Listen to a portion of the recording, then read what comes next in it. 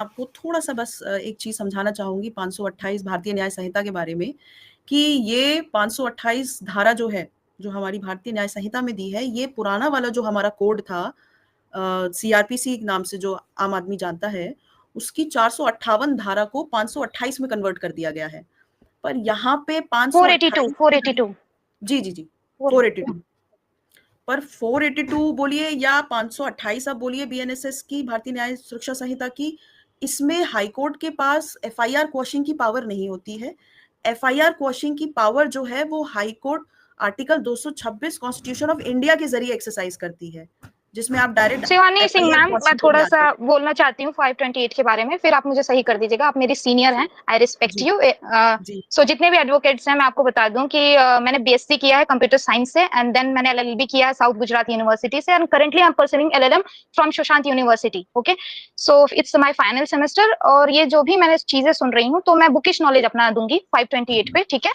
528 basically क्या होता है कि ये प्रोसीजरल लॉ है और ये इनहेरेंट पावर है हाई कोर्ट की, ठीक है। It's not a substantive law कि 528 आप सेक्शन लगा के किसी के ऊपर केस फाइल कर सकते हैं, नहीं, ये प्रोसीजरल लॉ है। इसका मोटिव बेसिकली ये है कि जो प्रोसीजरल लॉ है ना, हमारा लेजिस्लेचर ने जब बनाया था पार्लियामेंट ने, तो हर एक चीज वक्त के साथ साथ कवर नहीं कर सकता। कई कई नई सिचुएशंस जो होती हैं हमारे समाज में आती हैं, तो ये जो इनहेरेंट पावर है ये हाई कोर्ट को दिया गया था कि ताकि आप टाइम टाइम पे एडमिनिस्ट्रेशन ऑफ जस्टिस के लिए इसका इस्तेमाल करेंगे, और abuse of process of law का मतलब नहीं होना चाहिए सोसाइटी में। बेसिकली दो मोटिव था। अब एक और चीज मैं बात करना चाहूंगी कि इसमें तीन चीजें आती हैं इफेक्टिवली मेरे अकॉर्डिंग, और जो मैंने पढ़ा है कि कोर्ट कब यूज करेगी, जब कोर्ट के पास अपना ऑर्डर को भी इफेक्ट करवाने के लिए 528 का यूज होता है, प्रिवेंट एब्यूज प्रोसेस का होता है, और सिक्योर एंड ऑफ जस्टिस का होता है। आप इससे ब्लैंकेट ऑर्डर नहीं ले सकते कि आप मेरे ऊपर केस नहीं कर सकते या मेरे ऊपर कोई लीगल प्रोसीडिंग कर सकते, इसका इससे कोई लेना देना नहीं है 528 का, ठीक है। 10-1 एक केस में कोट डाउन करना चाहूंगी, state of Haryana versus Bhajanlal का। उसमें ये होता है कि क्वेश्चन ऑफ एफआईआर की पावर हाई कोर्ट को ही होती है, ठीक है ना। ये अलग अलग प्रोविजंस में यूज किए जाते हैं, लेकिन इसकी पावर एक ही हाई कोर्ट को होती है। ये नहीं कि यूपी का एफआईआर है तो एमपी में क्वेश होगा, नहीं, ये भी गलत बात है, ठीक है। और ये अगर आपको करवाना है तो आप सुप्रीम कोर्ट जाएंगे, ठीक है। उस हाई कोर्ट की ज्यूरिडिक्शन डिसाइड करने की पावर सिर्फ सुप्रीम कोर्ट को है। नाउ सेकंड थिंग क्या होता है कि इसमें एक और चीज होता है कि जब एक प्रूडेंट मैन को लगता है या हाई कोर्ट को ये लगता है कि एफआईआर देख के कोई केस ही नहीं बन रहा है प्राइमा फेसाई, है ना, और इस इंसान को फंसाया जा रहा है या इस इंसान के साथ कुछ गलत हो रहा है, तो वहां पे एंड ऑफ जस्टिस को सिक्योर करने के लिए 528 का यूज होता है। इसको आप लोग मिस गाइड मत कीजिए, ठीक है। ये बहुत वाइड पावर है, हाई कोर्ट भी नहीं टाइम टू टाइम पे डिसाइड करता है। It's like a basic structure of constitution, ये डिसाइडेड नहीं है, ये वक्त के साथ साथ डिसाइड होगा। पहली चीज मैडम मैंने समझा दी अमिता मनहस मैम जी। दूसरी चीज, जहां तक बात है एफआईआर की, आप घर से भी कर सकते हैं, जो ये लोग कह रहे हैं कि चक्कर काट रहे हैं ये, ठीक है। अगर आपके पास इंफॉर्मेशन है कि कोई कॉग्निजेबल ऑफेंस हुआ है, तो आप उसके इंफॉर्मेशन दे सकते हैं। डिले से इसका कोई लेना देना नहीं होता है। Dealing in FIR is relevant, क्योंकि आपके पास मन मर्जी से बनाई हुई कोई कहानियां होती हैं, ठीक है ना, इसलिए उसकी थोड़ी रेलेवेंस वैल्यू जो होती है कम हो जाती है। बट इसका ये मतलब नहीं है कि आपके पास एफआईआर के टाइम पे सबूत मांगा जाएगा, नहीं, सबूत का काम नहीं होता है एफआईआर के टाइम पे, ठीक है। आप जाइए, पुलिस वाले को ये लगता है कि आपने कॉग्निजेबल ऑफेंस हुआ है, तो वो रजिस्टर करेगा, और ये मैंडेटरी है। ललिता कुमारी में स्टेट ऑफ यूपी में बोला गया कि मैंडेटरी, अगर नहीं करता है आप एसपी के पास जाइए, एसपी मना करता है 156(3) लगाइए, जो पुराना वाला था। अभी जो भी नया होगा आप उसमें लगाइए, ठीक है ना। आप एफआईआर, और आप 156(3) में भी मजिस्ट्रेट ऑर्डर कर देता है कि आपको एफआईआर रजिस्टर करनी पड़ेगी, तो करनी पड़ेगी। आपको वहां पे ट्रायल नहीं शुरू करना है, वो काम कोर्ट का है, पुलिस का नहीं है। मेरे अकॉर्डिंग जो मैंने बुकिश नॉलेज पढ़ी है, अभी मैं पढ़ाई कर रही हूँ, मैं रिसर्च कर रही हूँ।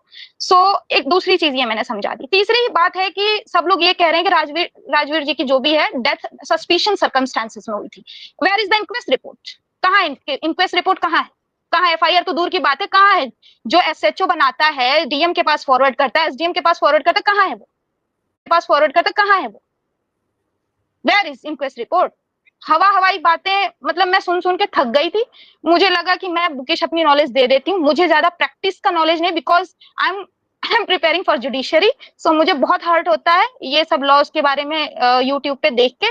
आप मिसगाइड मत करें, और जितना मैंने समझा मैडम मैंने समझा दिया है। और अगर किसी को कुछ पूछना है और मुझे आता होगा तो मैं जवाब दूंगी, अदरवाइज मेरे सीनियर्स हैं एडवोकेट पूजा मैम जी और शिवानी सिंह जी, वो रिप्लाई दे देंगे। मुझे hello Shivani ji, good evening. वैसे तो it's 10:30। Good evening, welcome to the मैं panel Amita and ji thank इनका यू। नाम करेक्ट करना चाहूंगी, शिवांगी सिंह नाम है मैम, यस, शिवांगी। शिवांगी शिवांगी। जी, Shivangi ji, thank you for coming. and it's a great help कि आज आप आए हो. हमारी audience is very.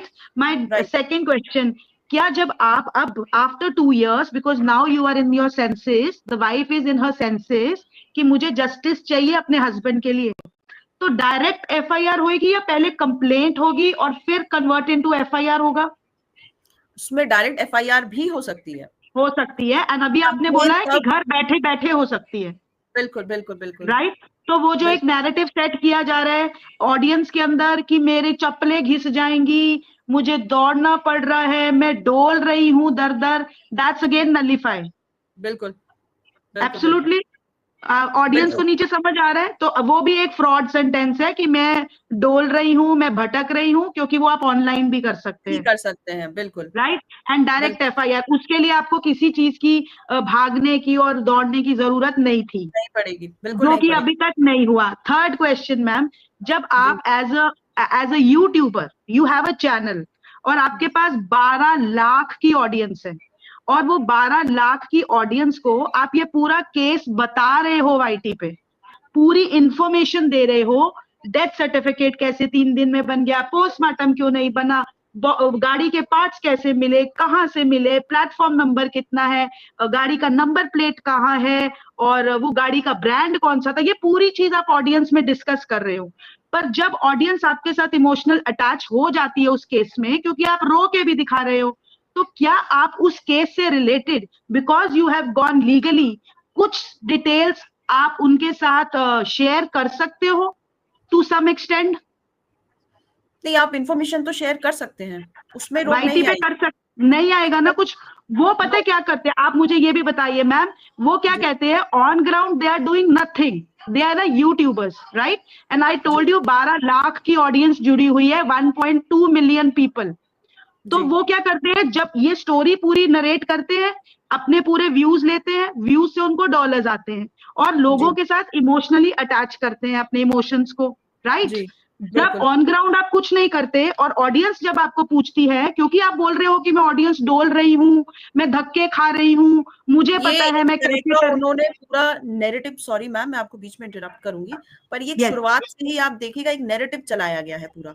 Exactly my point जा रही है, जिससे आपको एक देखने वाले व्यूअर्स को एक कनेक्टिविटी बनी रहे, जिसके जरिए वो अपना हर वीडियो पे अपलोड करके अपना नैरेटिव व्यूज लेती है और डॉलर्स अर्न हो रहे हैं. तो ये नैरेटिव सेट करना उस प्रोफाइल पर्सन के लिए बहुत इंपॉर्टेंट है यहाँ पे.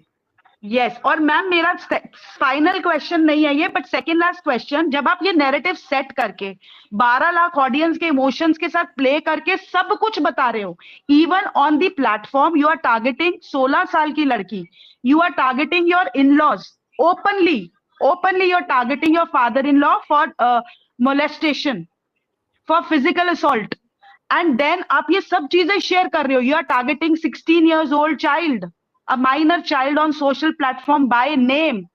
तो जब आपको ऑडियंस, और आप ऑडियंस को कहते हो मैं लीगल चली जा चुकी हूं, बट मुझे कोर्ट ने और लॉयर ने ये मना किया है कि मैं कुछ भी, मतलब कुछ भी YT पे शेयर नहीं कर सकती.